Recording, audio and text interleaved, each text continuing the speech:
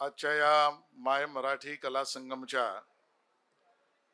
उद्घाटन प्रसंगी उपस्थित असलेले शिवकुमार सुंदरमजी, शुभायू बागचीजी, आमचे मित्र संपादक पराग करंदीकरजी आणि ज्यांचा उल्लेख आता 90 वर्षाचे तरुण असा केला असे आपले पद्मश्री तारपावादक भिकल्या धिंडाजी आणि उपस्थित सर्व नागरिक, मराठी प्रेमी बंधू भगिनी आणि मातांनो, सर्वात प्रथम तर या ठिकाणी माय मराठी कला संगम या तिसऱ्या वर्षीच्या आपल्या उत्सवाचं अधिकृत उद्घाटन झालं असं मी या ठिकाणी घोषित करतो. मला याचा खूप आनंद आहे, समाधानही आणि कौतुकही आहे. महाराष्ट्र टाइम्स हे वर्तमानपत्र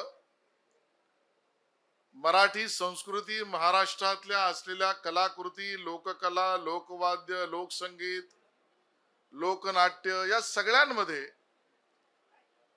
आपलीही काही जबाबदारी आहे असं समजून या सगळ्याला पुरेशी जागा, पुरेसे कार्यक्रम, पुरेसे शब्दांकन आणि त्याची योग्य मांडणी महाराष्ट्र टाइम्स मध्ये होत असते. आणि एक वाचक म्हणून, केवळ सांस्कृतिक कार्य किंवा माहिती तंत्रज्ञान मंत्री म्हणून नाही, तर वाचक म्हणून सुद्धा मला महाराष्ट्र टाइम्सला धन्यवाद द्यायचे की अशा बऱ्याच गोष्टी या आपण महाराष्ट्रासमोर आणि मराठी माणसासमोर आपण आणता.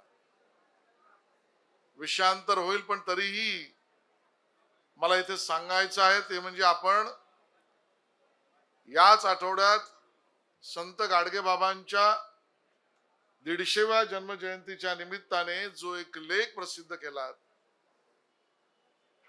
आणि मग त्यामध्ये ऋणमोचनाची भूमिका सुद्धा मांडून संत गाडगेबाबांनी केलेलं काम, त्यांना संत का म्हटलं जातं याच्याबद्दलचा कमी शब्दात संपूर्ण मांडणी करण्याचे काम महाराष्ट्र टाइम्सने केलं. आज तर या ठिकाणी मला मुद्दाम सांगायचं की अभिमान संस्कृतीचा, ध्यास प्रगतीचा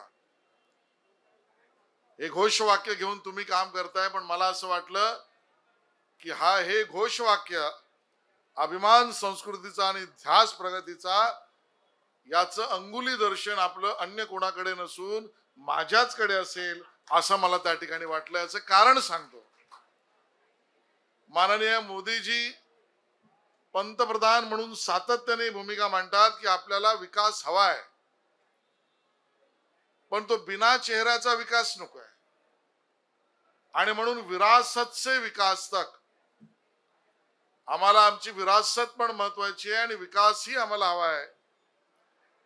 आणि याच धर्तीवरचं किंबहुना मोदीजींशी तुमचं बोलणंच झालं असेल की काय, म्हणून अभिमान संस्कृतीचा आणि ध्यास प्रगतीचा ही भूमिका तुम्ही मांडली आणि थेट माझ्याकडे अंगुली दर्शनाचं कारण, मला देवेंद्र फडणवीसजींनी जी 2 खाती दिली त्यात सांस्कृतिक कार्य मंत्रालय म्हणजे अभिमान संस्कृतीचा आणि माहिती तंत्रज्ञान म्हणजे प्रगतीची उद्याची भाषा टेक्नॉलॉजी ध्यास प्रगतीचा असं दिलेलं आहे. आणि त्यामुळे अन्य कोणाला तुम्ही किती जागा देता वर्तमानपत्रामध्ये मला माहित नाही, माझा त्याच्यावर आक्षेप नाही, पण माझ्या विभागाच्या कामाच्या बातम्यांना तुम्ही कमी जागा दिलीत तर या घोषवाक्यापासून तुम्ही फिरलात असं होईल. आणि असं तुम्ही करत नाही असं समजूनच मी करत नाही तर खरंच आहे. बाकी चेष्टेचा भाग बाजूला जाऊ द्या. एक वेळ आलेली आहे की मराठी संस्कृती आणि मराठी भाषा या दोन्ही हातात हात घालून मराठी मन, मराठी समाज मन, मराठी साहित्य या दिशेने काम करतंय हे ठळकपणे सांगण्याची वेळ आली आहे. डांगलांचा लेख तुमच्या रविवारच्या आवृत्तीमधला, त्याची मांडणी इथूनच होती. आणि या सगळ्यांमध्ये मला आनंद या गोष्टीचा आहे की हे सरकार मान्य देवेंद्र फडणवीसजी मुख्यमंत्री असण्यापासून अगोदर आणि आताही या गोष्टीला आम्ही चालना देतो, भूमिका मांडतो, त्यात अग्रेसर काम करतो. मला आज वेळ कमी आहे, मी सगळ्या गोष्टी मांडणार नाही, पण गेल्या 365 दिवसांतल्याच गोष्टी मांडायच्या झाल्या तर अतिशय नम्रपणे मी मांडेन.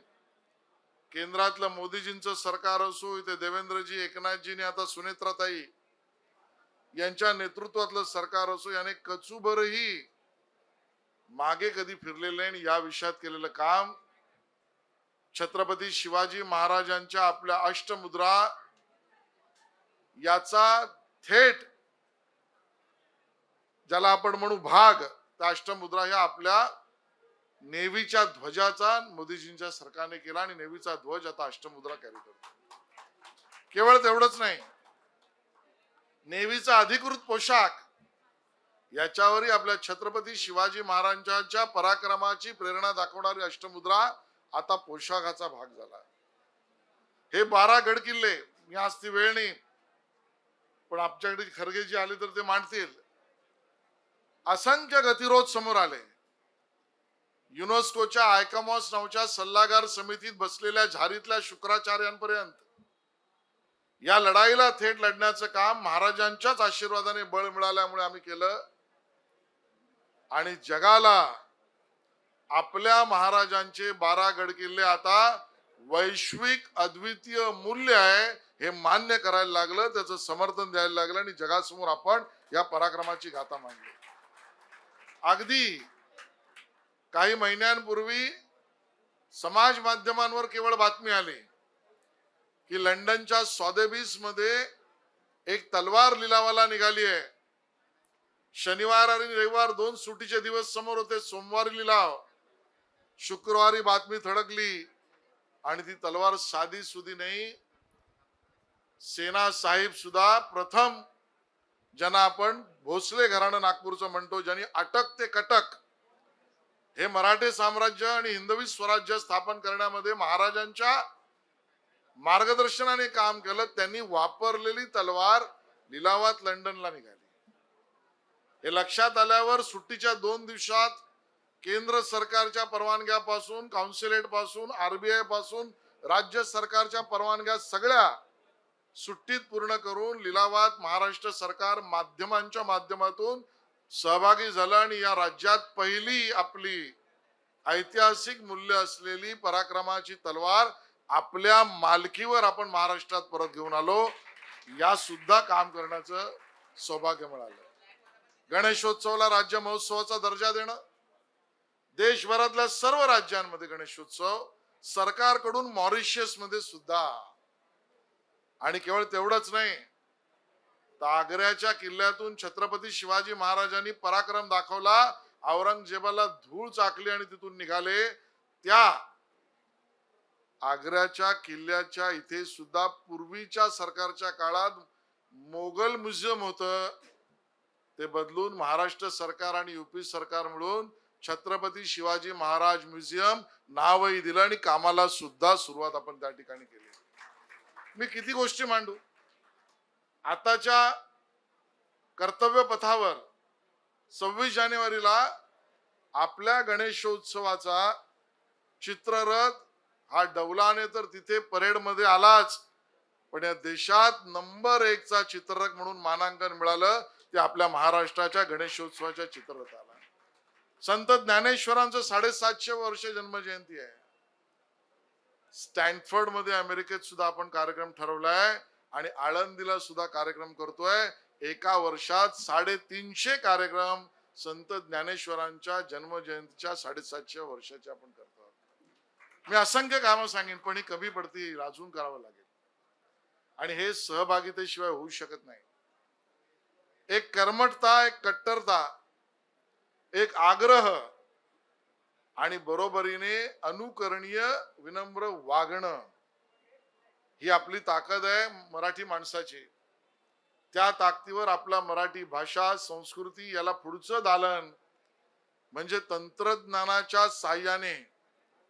मराठी शाळांचे प्रश्न समोर आहेतच, पण मराठी शाळांबरोबर अन्य शाळांमध्ये मराठी शिक्षक नेमला जातो असं भासवल्या जाऊन मराठीवर अन्याय होऊ नये म्हणून शिक्षकही नेमा, पण बरोबरीने प्रोजेक्ट रिपोर्ट म्हणून आर्टिफिशियल इंटेलिजन्सचा, कृत्रिम बुद्धिमत्तेचा उपयोग करून एक प्रोजेक्ट ज्यामध्ये मराठीत बोलणं अन्य भाषिक शाळेतल्या मुलांना सुद्धा प्रोजेक्ट म्हणून करावा लागेल, अशा कामाची सुरुवात महाराष्ट्र सरकार म्हणून आम्ही केली आहे आणि त्याची सुरुवात सुद्धा आपण करतो आहोत.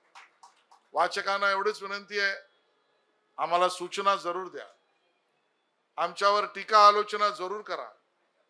आम्ही केलेल्या कामाचा गौरव जमलं पटलं तर करा, पण मराठी ही अभिजात भाषा मोदीजींच्या सरकारच्या काळात मिळाल्यानंतर आताच्या येणाऱ्या गतिविधी यामध्ये मोठ्या प्रमाणात मराठी अमराठी नागरिक सुद्धा सहभागी करण्याचे उपक्रम करा.